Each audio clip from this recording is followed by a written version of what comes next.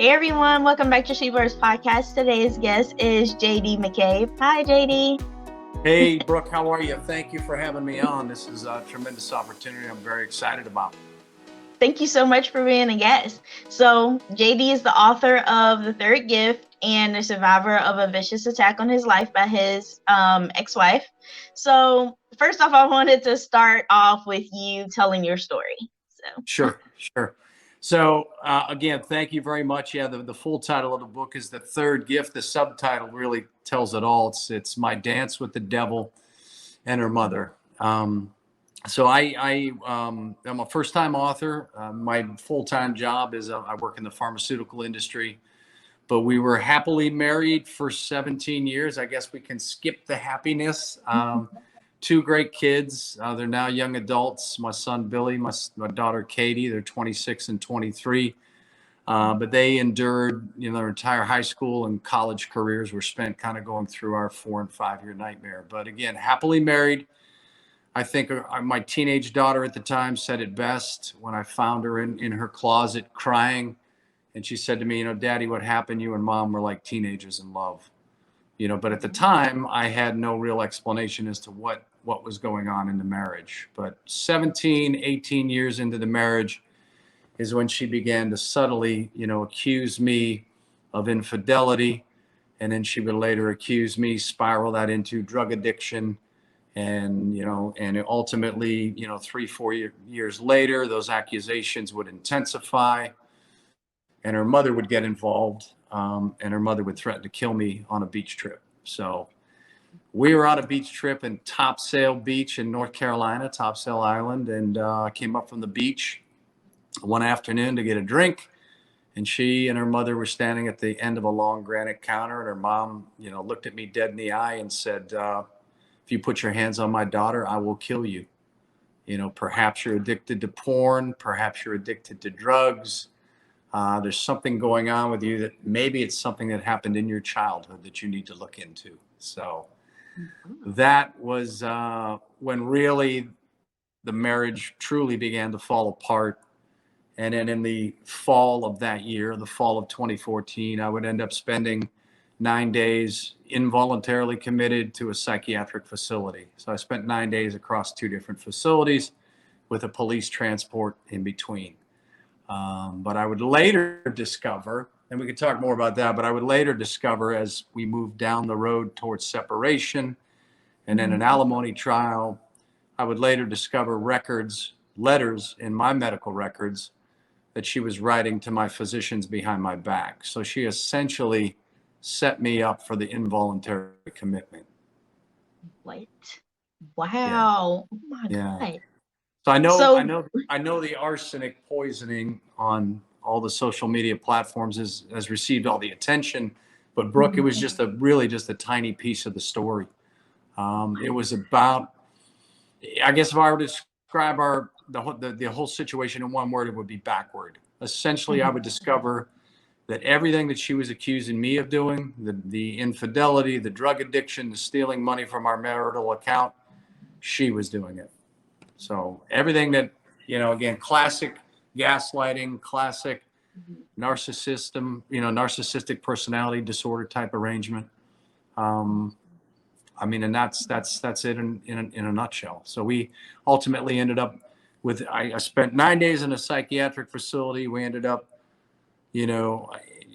having to walk through the medical system as I tried to figure out what was going on with me physically. When I ultimately would discover a year after we separated, I would discover that I was, chronically exposed to arsenic.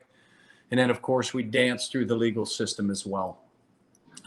So with an alimony trial, a domestic violence trial, because she filed trumped up domestic violence charges against me once I was out of the house. The nice thing about the book, if there is a nice thing about the book, is that all of the legal stuff is in the book. So I took full advantage of the concept of public record and all of the audio transcripts I received, and they've been, typewritten out into the book, and they're included in there. So I know I just threw a ton at you. No, wow. It kind of reminds me of a Lifetime movie, except for on Lifetime, they usually tell the woman's point of view and not the men's. Like, a Right. man's story, like this happening. Wow. And that's Oh, one of the main, I'm glad you brought that up because it's one of the main, I mean, there are many reasons as to why I wrote the book. It's not an easy feat for anybody who's written a book. For those that have written more than one book, God bless you. But one of the main reasons I was strongly encouraged, not only by family and friends because of all the twists and the turns, but because of the fact that there's not enough books out there about men on the other side of the equation. I want to be clear, though, my story is not, men versus woman or man versus female. It just, we're equal opportunity offenders, but there's very few books, if any, about men in abusive relationships. yeah. When I looked at your TikTok, it said that I just don't understand. Did she serve any jail time for her actions? Like, is she in trouble for her actions at all? No, she did not. That's been a very prominent question, and rightfully so. But by the time that I figured out the arsenic poisoning, so I'm certain she began poisoning me in the spring of 2014. So it was in the spring of 2014, as I previously stated, that everything really started to go a bit south, terrible. I had started working out under the advisement of my son. I used to go 250, 255 as a pretty good sized fella, and started working out 3 days a week, nothing too intense. And in less than 2.5 months, I lost 70 pounds. You know, I wasn't doing any cardio. I was just lifting weights 3 hours a week. And then the physical symptoms started. So I started having tingling in my fingers and in my toes, intestinal issues, dizzy spells, difficulty swallowing. And I would see specialist after specialist to try to figure out what was going on. That poison, so I was essentially exposed to the poison, which I believe was in my protein powder. And I can explain why I believe that. And it's all speculation on my part at this point, because by the time I discovered it, I had been out of the home for almost a year. We had been separated. We had already started the legal proceedings, working towards mediation and then ultimately an alimony trial. Because in the state of North Carolina, if there's proof of infidelity, there is no alimony. And we had solid proof that she had, stepped outside of the marriage. But it was about a year before I figured it out. So I kind of put my health issues on the back burner once we had separated and we began all the legal nightmare. And then I finally got to a liver specialist and I explained to him everything that I'd been through, all the tests that had been done.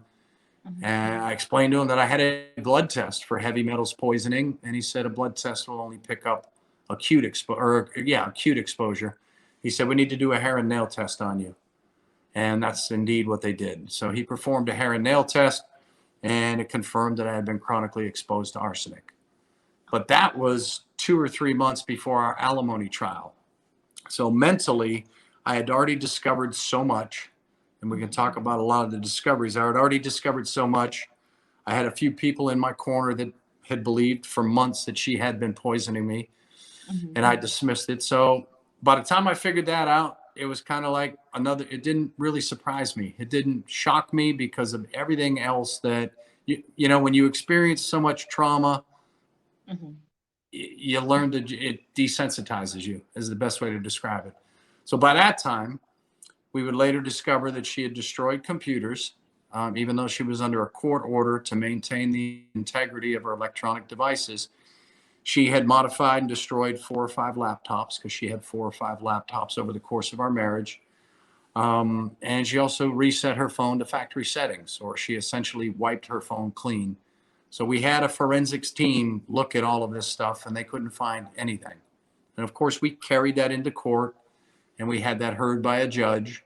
And the judge did grant that there was something negative on her phone and on her devices that would be damaging to her case, but she wouldn't go any further than that. The judge would not go any further than that. So I did not press charges when I discovered this because there was no proof directly linking it to her.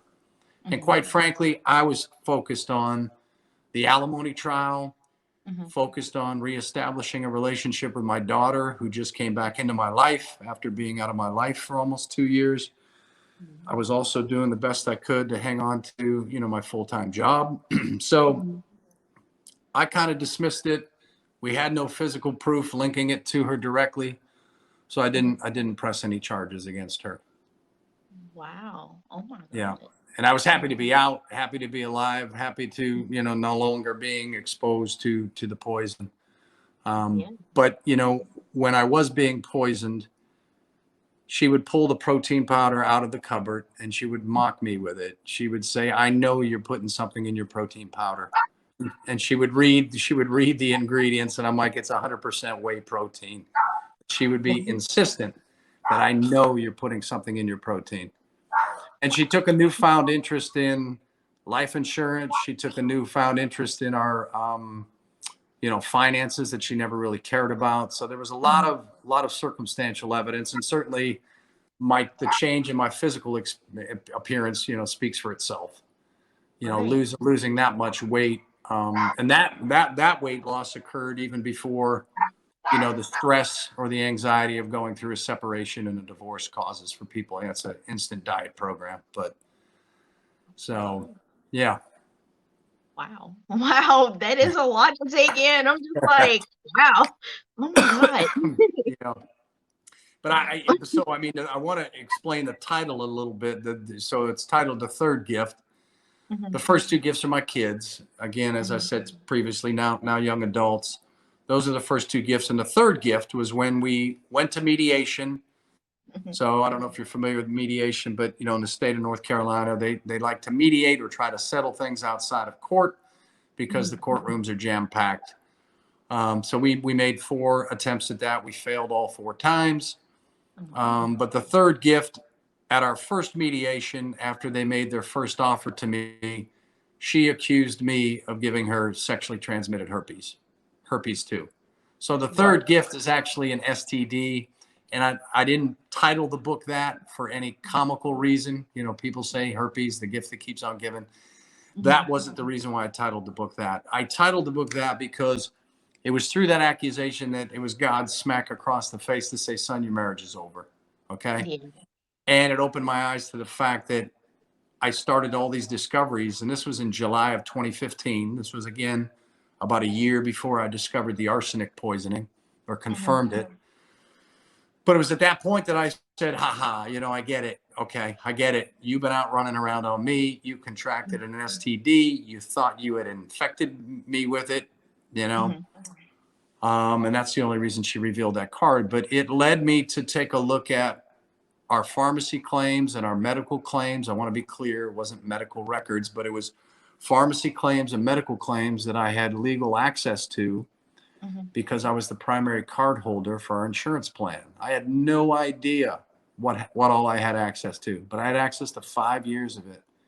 And that's where I discovered her hidden prescription drug addiction.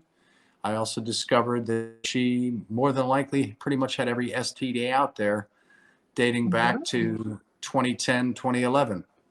Again, being in the pharmaceutical medical field, I knew what I was looking at. If I didn't know what the Mhm, actual drug was or the billing codes, I simply looked it up and was able to. I built spreadsheets trying to map these prescriptions with who would have prescribed it. And again, I discovered that she had a hidden drug addiction to Adderall XR, Ritalin LA, wow. benzodiazepines or downers, mood stabilizing medications. She was taking a lot of medications that I was unaware of. Oh my God. It's like Yeah, she had a double life, like a yeah, whole different life.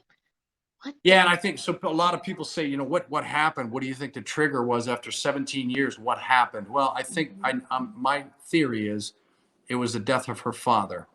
Her father, who she had been estranged from for 10 years. Mhm, She reconnected with her father through the innocence of our son. He said, "Hey, Mom, why don't you just reach out to Dad or to your father?" And she did. They reconnected for 5 years, and then in 2007, he had a massive heart attack. And the other piece of the story is he had come out of the closet when she was 2 years old. mhm, Announced that he was a homosexual. They ended up divorcing. She had a mhm, great relationship with her father, up until her first marriage fell apart. So when I met her, she had been married briefly to a gentleman who I never met. But she wow. said, we were married less than 8 weeks. I never moved in with him. He was controlling, he was abusive. So I think the whole concept of abandonment that fuels borderline personality disorder. I think that piece was there. Mm-hmm. So she reconnected with her father for 5 years. When she had to make that difficult decision to terminate his life, Mm-hmm. I know it crushed her. And I think that's what pushed her towards medications, hidden prescription drug addiction. She was looking to fill a void. And I believe that, guilt was a toxic emotion that kind of just completely changed who she is. Yeah. Yeah. Wow. So that was kind of the tipping point. But I wouldn't have had any of this clarity, Mm-hmm. that this allegation that she made against me about giving her herpes 2 just Mm-hmm. opened my mind to so many things and so many discoveries. And it emotionally set me free, enabled me to reestablish my identity as to who I was as a man, who I was Mm-hmm. as a father, because all that was lost in the summer of 2014 when I'm being verbally assaulted, not knowing I was being, poisoned at the time, but I'm being verbally assaulted by her and her mother, and essentially being made to feel like, you're just nothing but a piece of crap. So Yeah. the mistake I made, for anybody that's gone through it, the mistake I made is I kept myself on an island. I Mm-hmm. isolated myself. I come from a very large family, had a large friend network, had a large professional network, but I reached out to nobody. I told nobody what was going on. It was not until I was admitted to, the psychiatric facility that two of my brothers came to town and, got involved with the whole situation. So I'm certainly thankful for that, and thankful for the fact that I finally opened up to somebody. But it was Yeah. being on that island that is perfect for someone that likes to manipulate, someone that's a gaslighter. They want to wall you off from your family and your friends. They want to isolate you. And, damn near cost me my life. So for Man. anybody going through anything, I would say find a friend, family member, a confidant, Mm-hmm. religious personnel, support center, whatever, to just have a objective voice out there that can tell you to tell you everything that you're being told, is necessarily not accurate. So, yeah. So you don't think her mom had a large role to play in everything? Like when you mentioned her earlier, like she sounded like she was pretty crazy too. Like, Yeah. Yeah. And well, she absolutely played a role. And the crazy thing is, Brooke, I love them both dearly. And I never had mhm. a crossword with her mother in 23 years. We never had an argument. We'd Wow. vacation together. I'd welcome her into my home. She'd welcome us into her home. Our kids had a wonderful relationship with her, and she just turned on me like a cobra. But now, in hindsight, I believe that she probably had some deep mental issues herself, Mhm. or she really saw who her daughter was and knew the truth about the first marriage, Mhm. and just said, look, I've got to do everything I can to ensure that my daughter, gets through this financially. So yeah, she was willing to take the stand and say whatever she needed to say against me, even though there was no evidence or no facts to back any of it up. So yeah, Wow. she turned on me like a cobra, but I rest her soul. She passed away in 2018 at a Mhm. reasonably young age. She was 74, 75. Mhm. Um, so what, we'll never know. But when she threatened my life, Mhm. her brother, my ex-wife's brother, was there on the trip with her. And if in fact she was afraid of me and she was scared that I was going to harm her, I'm not sure why I never heard from her brother. Even on that Wow. beach trip, he never came to me to say, hey, look, my sister has said this and this and this. Mhm. Never heard from him. The mom did all the talking, and, never came to me to really say, hey, what's truly going on? So Mhm. whenever I would try to tell her some things that were concerning to me, that I Mhm. thought her daughter had some issues, her only response to me was, you two need to separate. That was it. Wow. Wow. Yeah. But she turned on me like a cobra, and never looked back. So I yeah, do have a oh, go ahead. no, go ahead. I was just gonna say she became quite vicious for sure. Oh my God. I do have a question. You don't have to answer it if you don't want to, but how did your kids take everything? Like, how do they feel about everything? Like, have they spoken to you about it? Yeah, I mean, I'll absolutely answer that question. So, one of my favorite chapters in the book is chapter 19. It's called "Hi, Daddy." When my Mhm, daughter came back into my life, so I lived in the home for about a year, but I didn't have a relationship with my daughter. She was 15, going on 16, and mom started to get in her ear about mhm, dad being a drug addict, dad being an alcoholic, dad being, having some anger issues and mood issues. And of course, at that age, after having spent 9 days in a psych facility, as a kid, you're probably going, well, all right, well, dad was just in a psychiatric hospital. Maybe there's something really wrong with him. So mhm, my relationship with her was limited. But in the spring of 2016, she was living with mom, and she was old enough. I thank God every day for a lot of things, but I thank God my kids were not 8 and 9 years old at the time, that they were heading towards, late teens, early adulthood, that they could make up their minds for themselves. mhm, But she came home from high school, and mom couldn't walk, mom couldn't talk. There was dog food all over the floor. She ended up having to take mom to an emergency room for another stroke like event. And I say stroke like in quotations because she never had a stroke, but she was in withdrawal.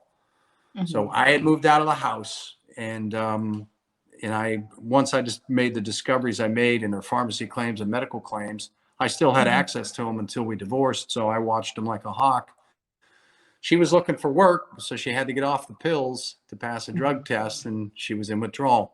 As soon as she found a little part-time job, though, she was right back on the pills. So my daughter witnessed that and sent me a text a few days later and said she wanted to see me. We reconnected, and then a week later, she moved in with me, and mhm, never looked back.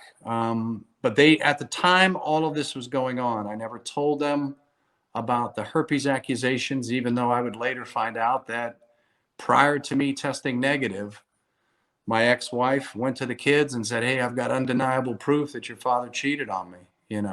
Your father gave me herpes."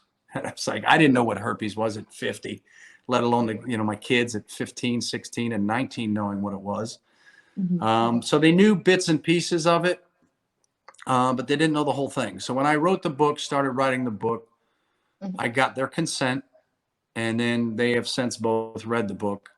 And so they know the full story now. They knew bits and pieces of it because I was kind of forced, excuse me, I was kind of forced to provide my daughter proof once she moved in with me, mhm, because she had a lot of questions. She had a lot of doubts, and she would open up a little bit and say, well, when I was living with mom, mom told me that you were in the psych facility because you were suffering from depression and you were doing drugs, that you denied doing drugs, but you tested positive for drugs. Well, I had 3 very thorough drug tests, one before I went in, when I mhm, was in, and then when I mhm. came out, and I tested negative for everything.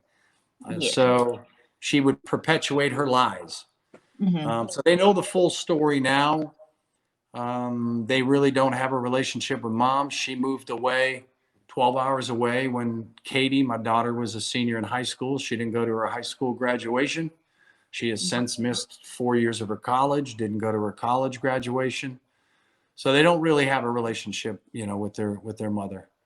Um, yeah, and they've forgiven her. They're willing to have a relationship, but they also recognize where she's at, meaning mhm. just mentally, she's fried herself. She's fried herself with the abuse of these prescription medications for sure. Yeah. So Yeah. she'll text with my daughter every now and then, but my son has had no communication with her in well over a year because typical, like most folks do that have either borderline or narcissistic personality disorder, they once you're out of the picture, they begin attacking the next one closest to them. And so she began attacking my son, attacking his integrity and questioning everything he was doing, Mhm, and she'll never own any of this. mhm, She'll never own any of it at all. So he's like, Dad, I said, I told the kids, I said, I always support whatever you want to do with your mom. Recognize your relationship may be superficial at best, but if you want to have a relationship with mom, I fully support it. And he's like, no, I can't. At this point, I can't, Dad. I just need peace. And I said, I understand that. So they are fully aware of the book, the contents of the book, mhm. and they supported me writing it and releasing it. And, here we are. Yeah. My. Yeah. Yeah. Ooh, Yeah. Yeah. Is there any other chapters in the book you want to talk about?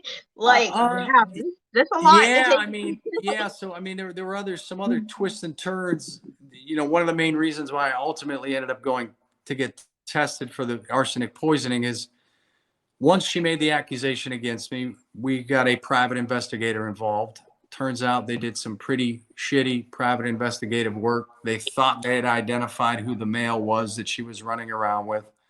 It would later turn out that it wasn't a guy. It was our former neighbor's wife's phone. And Um, I would also discover that my ex-wife, her name was on their Time Warner Cable home phone line dating back to 2011. So what? we never figured that out because Time Warner Cable leaned on cable privacy laws and said, you want further information, you're going to need a court order. Well, at this point, we were very close to trial. We had Mhm. discovered that she destroyed her phone.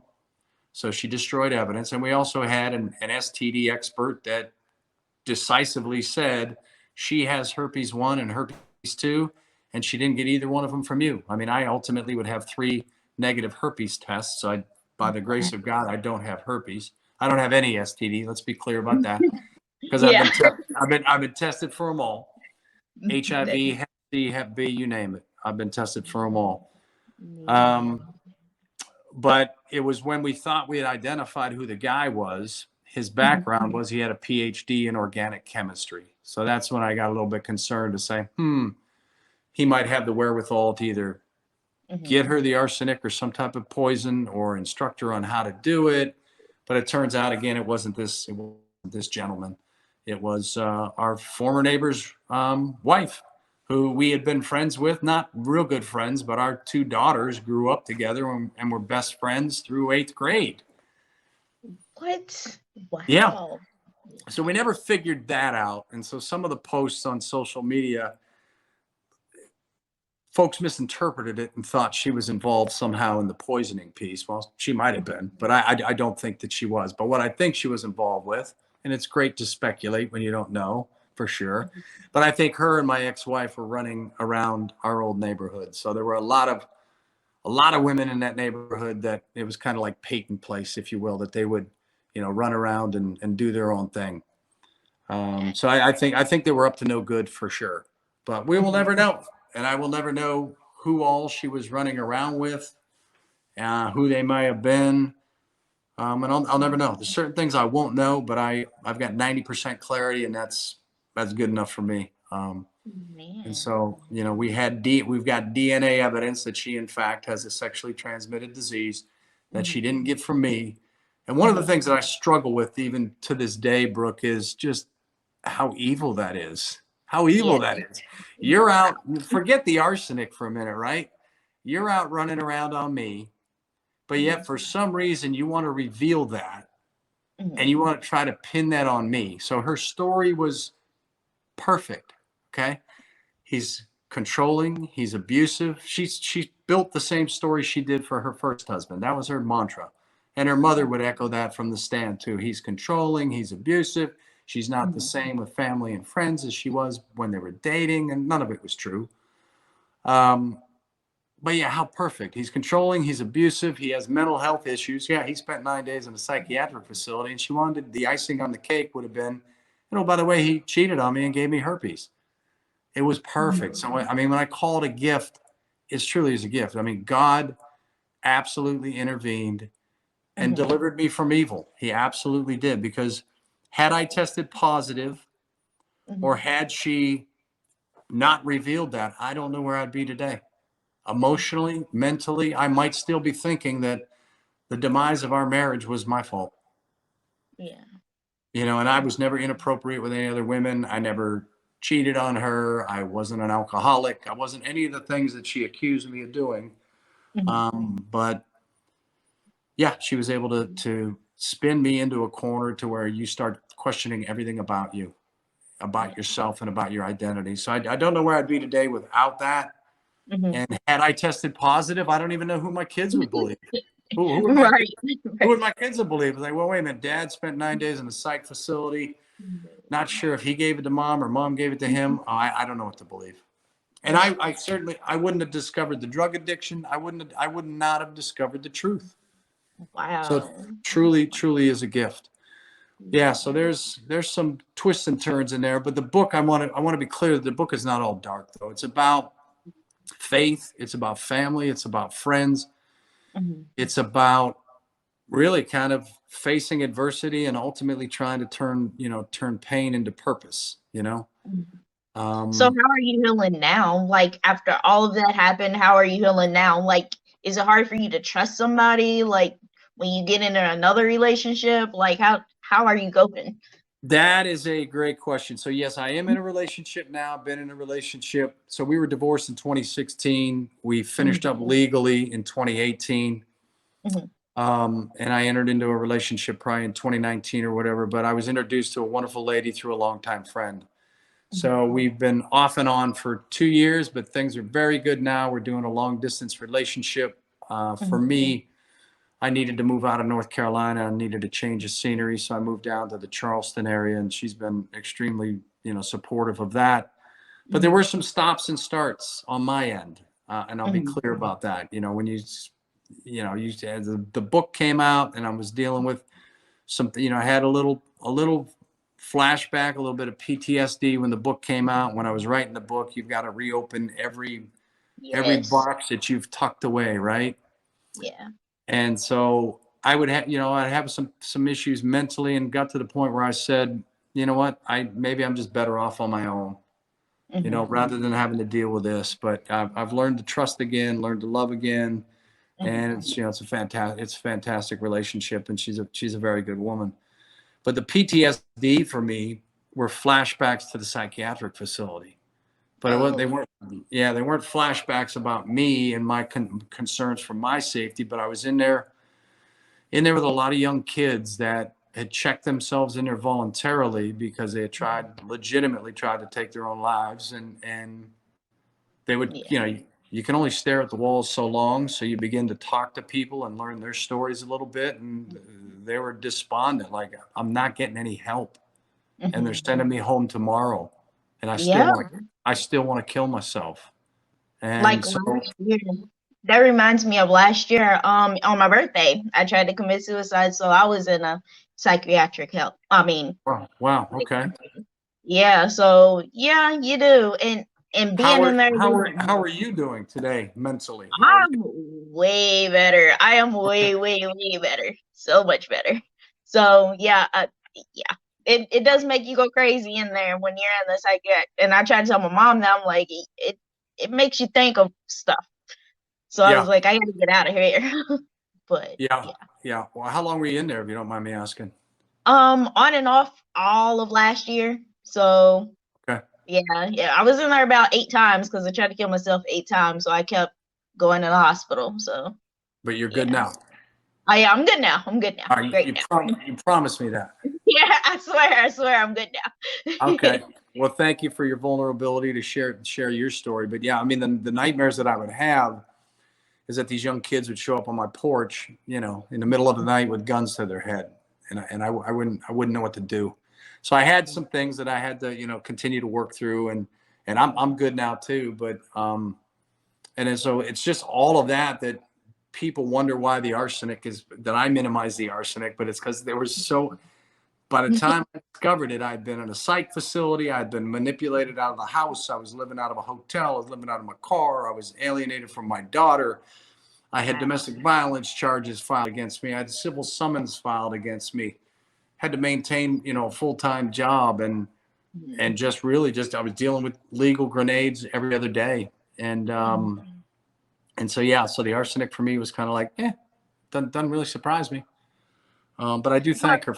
I do thank her for the weight loss. So I have been able to keep the weight. yeah. Well, you telling your story, it just makes me think of how the legal system treats men. And I'm just like, well, I don't think they're really on men's side when people are always like women rights, feminism and stuff, but I don't think men really have like help when it comes to legal stuff like that. Yeah, and the other gap that I'm finding out there too, Brooke, and I appreciate you saying that. The other gap I'm finding is there's really no support groups for men. that are going through these types of things. But I think part of it too is in fact that men, like I made the same mistake. Let's not call it pride, but you think, oh, we'll fix it. I'll fix it. But for me, I had to figure out what the hell was going on first. I didn't understand what was happening in our marriage, where these accusations were coming from. I thought the accusations were due to her autoimmune disease. So she allegedly, and I say allegedly, had an autoimmune disease for 16, 17 years of our marriage. Well, what would we discover when we subpoenaed her medical records and when she take the stand? She doesn't have one.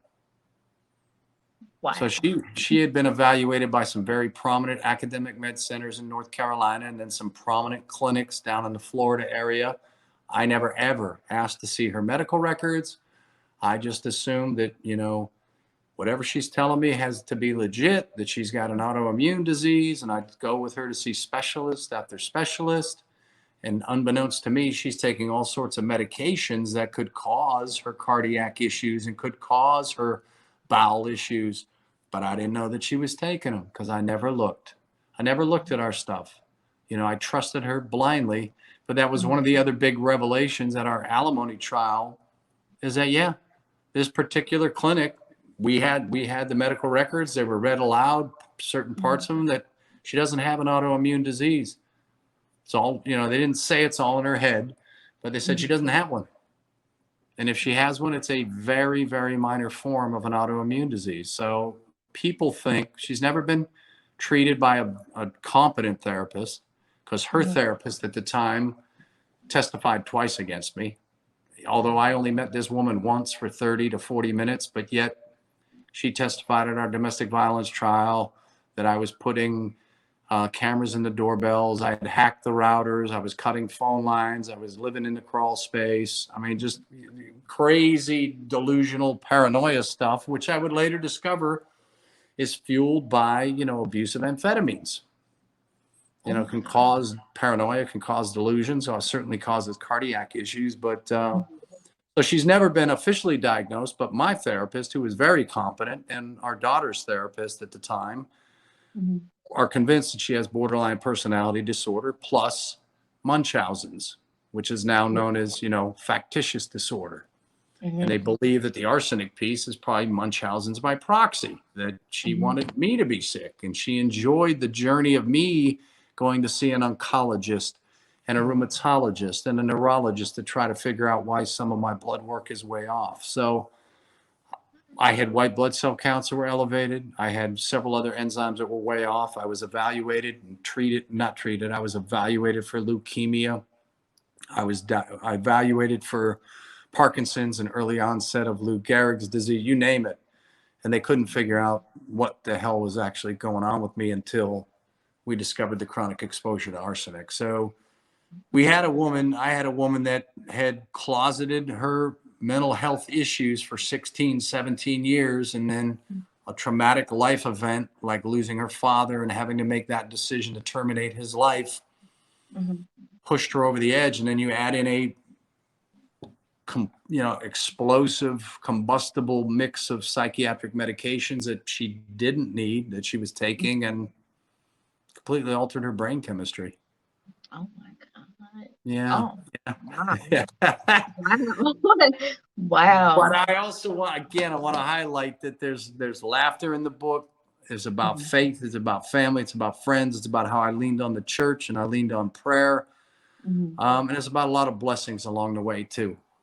So that's how I got through it, was to recognize that in spite of all the madness that I was going through, folks that I would engage with, and you'd hear other people's stories, and hearing your brief part of your story tonight, and the pain and the adversity you've endured, you go, I don't think I have it so bad.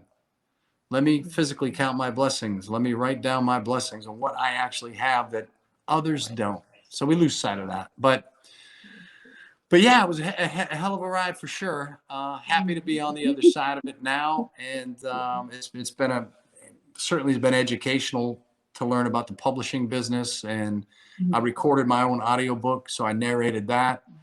Oh, wow. Yeah.